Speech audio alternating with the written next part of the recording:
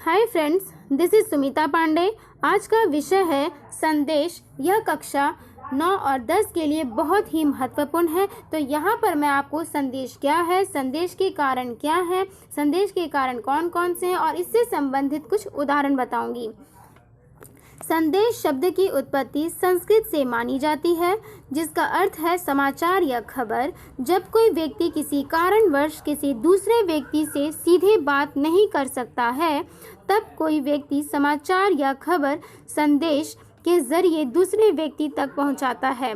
जैसा कि आप जानते हैं, जब हम किसी दूसरे व्यक्ति से सीधे संपर्क नहीं कर पाते हैं, आमने सामने बातचीत नहीं कर पाते हैं, तो वहाँ पर हम लोग संदेश का प्रयोग करते हैं, संदेश भेजते हैं। ठीक है। और यह संदेश हमेशा संक्षिप्त में ही लिखे जाते हैं। संदेश किसी व्यक्ति विशेष या किसी समूह द्वारा किसी व्यक्ति विशेष या समूहों को दिए जा सकते हैं। यह संदेश लिखित या मौखिक दोनों हो सकते हैं। कोई भी संदेश व्यक्तिगत वह सामूहिक हो सकता है। संदेश भूतकाल, वर्तमान काल और भविष्य काल में लिखे जाते हैं। कहने का अर्थ यह है कि जो संदेश होते हैं वह भूतकाल के भी हो सकते हैं, वर्तमान काल के भी और भविष्य काल के भी हो सकते हैं। जैसा कि आप जानते हैं कि अगर मुझे अपनी कोई बात कहनी है, बीते हुए कल की बात कहनी है, अगर मैं कुछ कहना चाहती हूँ तो उसे मैंने व्हाट्सएप पे या फिर फेसबुक पे ईमेल आईडी के द्वारा अपने संदेश को लिखा और भेज दिया। वर्तमान काल की बात को संदेशों के द्वारा भेज सकते हैं, भविष्य काल की बात को। तो बस यहाँ ये ध्यान रखना है, संदेश हमेशा संक्षिप्त में होने चाहिए, शॉर्ट में होने चाहिए, जो हम व्हाट्सएप पे भी अपने फ्रेंड्स को, दोस्तों को लिखने के लिए प्रयोग करते हैं। संदेश लिखने के कारण, संदेश के कई कारण हो सकते हैं। संदेश औपचारिक और अनौपचारिक दोनों तरह के हो सकते हैं, जैसा कि मैंने आपको पत्र में बताया है। औपचारिक संदेश किसी अधिकारी या किसी ऑफिस के कर्मचारी या आम जनमानस के लिए सार्वजनिक रूप से लिखे जाते हैं। तो यहाँ पर आप देखेंगे, यहाँ क्या लिखा है, औपचारिक या अनौपचारिक दो प्रकार के संदेश हो सकते हैं। जो औपचारिक होंगे वहाँ पर ऑफिस, कर्मचारी, जनमानस के लिए सार्वजनिक रूप से लिखे जा सकते हैं। और यह भी देखना है कि जो औपचारिक वाले संदेश होते हैं वो कार्यालय में, ऑफिस में, वहाँ पर प्रयोग किए जाते हैं, ये सार्वजनिक संदेश होते हैं। लेकिन जो अनौपचारिक संदेश होते हैं वह कौन से संदेश हैं? यहाँ पर जो हम अपने मित्रों या फिर रिश्तेदारों, अपने फ्रेंड्स को हम लिखते हैं, वो अनौपचारिक संदेश कहलाते हैं। ठीक है। और नेक्स्ट है संदेश लिखने के कारण, कि क्या कारण है कि हम संदेश लिखते हैं। संदेश के कारण तो बहुत सारे हो सकते हैं, औपचारिक संदेश, अनौपचारिक संदेश, जो मैंने आपको पहले बता दिया है। तो आगे हम देखेंगे इससे संदेश भेजने के माध्यम। आजकल संदेश के सबसे बेहतरीन माध्यम है WhatsApp, email, Facebook, Orkut, Twitter. तो ये सोशल मीडिया है जिसके द्वारा मनुष्य अपने विचारों को दूसरों के पास भेजता है। संदेश एक ऐसा चीज़ है जहाँ पर व्यक्ति दूसरों के पास अपने व्यू को भेजता है। जैसे मैसेज कर दिया जाता है जिससे कि वो हमारे बात को समझ सके, कम समय में वो हमारे बात को समझ ले।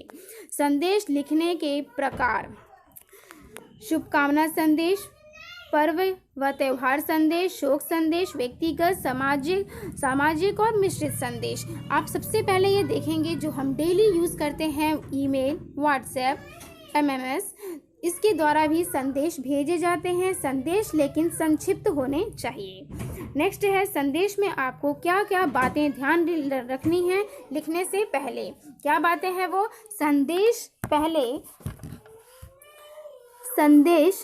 सबसे पहले हमें क्या देखना है कि संदेश लिखते समय वह बॉक्स में होना चाहिए। दूसरी बात, वहाँ संदेश अगर आप लिख रहे हैं तो यहाँ पर हेडिंग डालेंगे जो आपको टॉपिक दिया गया है। शोक संदेश, स्वतंत्रता दिवस से संबंधित संदेश। तो इस तरीके से यहाँ विषय लिखा जाएगा। अगर संदेश की शुरुआत में संदेश शब्द लिखिए और उसके बाद दिनांक और समय, तो यहाँ पर आपने विषय लिख दिया। फिर यहाँ पर अगर आपको कुछ कोटेशंस आते हैं तो यहाँ कोटेशंस यानी कि दोहे, श्लोक वगैरह लिख सकते हैं। उसके बाद अगर नहीं आता है तो कोई बात नहीं। और साथ ही लेफ्ट हैंड साइड यानी कि बाएं साइड में आप लिखेंगे तिथि और समय। यहाँ पर हमने लिखा डेट और समय लिख दिया। इसके बाद तुरंत ही बाद हम स्टार्ट कर सकते हैं विषय से संबंधित 3-4 लाइनें। और वो जो हम संबंधित यहाँ लिखेंगे विषय से संबंधित, वो बहुत ही संक्षेप में लिखना होगा। संदेश लेखन का शब्द सीमा केवल 30 से 40 शब्द के बीच होने चाहिए। ठीक है। अंत में संदेश लिखने के बाद क्या होगा, अंत में यहाँ पर आपका नाम लिखा जाएगा। अंत में जो संदेश लिख रहा है उसका नाम होगा। ठीक है। संदेश क्या होने चाहिए, संक्षेप में होने चाहिए और इसमें एक्स्ट्रा फालतू बातें नहीं लिखी जाती है, जो आपको मैंने बहुत ही अपने शब्दों में, सरल शब्दों में बता दिया है। तो अब इससे संबंधित कुछ हम उदाहरण देखेंगे। पहला क्या उदाहरण है इसमें, स्वतंत्रता दिवस के शुभ अवसर पर देश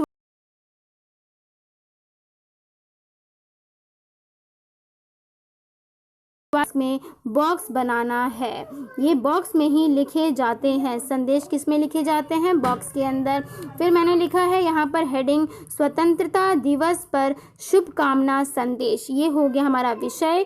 फिर मैंने आपको बताया अगर आपको इससे संबंधित चित्र बनाना आता है तो आप चित्र भी बना सकते हैं। ठीक है। नेक्स्ट है समय हो गया।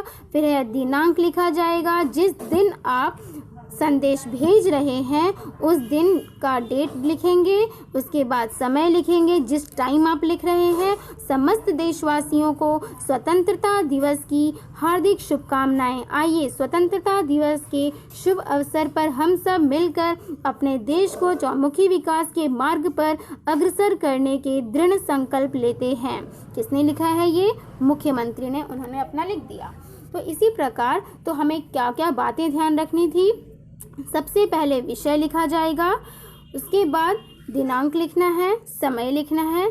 अगर आपको कुछ कोटेशंस आते हैं तो आप 2-3 लाइन में कोटेशंस लिख सकते हैं। और साथ ही उससे संबंधित अगर चित्र बना सकते हैं तो आप चित्र भी बना सकते हैं। और 2-3 संक्षेप में आप विषय से संबंधित उसकी व्याख्या करेंगे, संक्षेप में बताएंगे और लास्ट में अंत में अपना नाम लिखा जाएगा।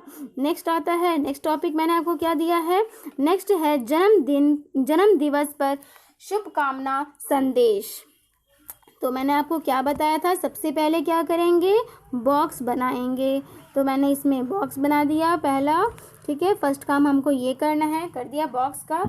नेक्स्ट आता है, इसमें विषय लिखा जाएगा, जन्म दिवस पर शुभकामना संदेश, ये लिखना बहुत ज़रूरी है।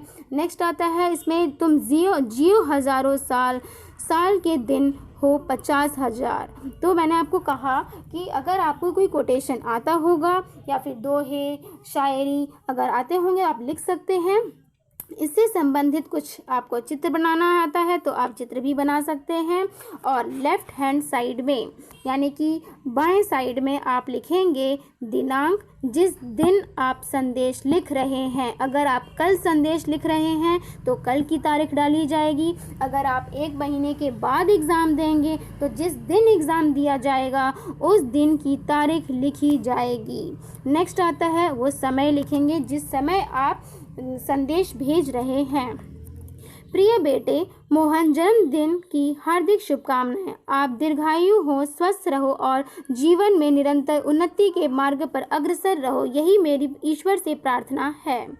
किसने लिखा, उसकी मम्मी ने लिखा है, उसका नाम है मोहिनी। इसी तरीके से आप संदेश लिखेंगे और अंत में अपना नाम लिख देंगे। तो आपको 3-4 पॉइंट्स जो इसमें याद रखना है वह है, सबसे पहले विषय, उसके बाद अगर आपको उससे संबंधित कुछ कोटेशंस आते होंगे तो कोटेशन यानी कि दोहे, शायरी अगर आता हो तो लिख सकते हैं। नेक्स्ट होता है, इसमें नेक्स्ट आ जाएगा जैसे कि दिनांक, फिर आएगा समय, ये सब चीज़ लेफ्ट साइड में लिखेंगे, बाएं साइड में। फिर उससे संबंधित संक्षेप में 2-3 लाइन विषय से संबंधित लिखी जाएगी और अंत में आपका नाम, जिसने संदेश लिखा। अगर आप लिख रहे हैं तो अंत में आपका नाम होगा। तो आशा करती हूँ आपको समझ में आ गई होगी। और अगर इस विषय से संबंधित आपको चित्र बनाना आता है तो आप चित्र भी बना सकते हैं। तो आशा करती हूँ यह विषय आपको समझ में आ गई होगी। So please like, share and subscribe. Keep watching. Thank you and have a nice day. Keep watching.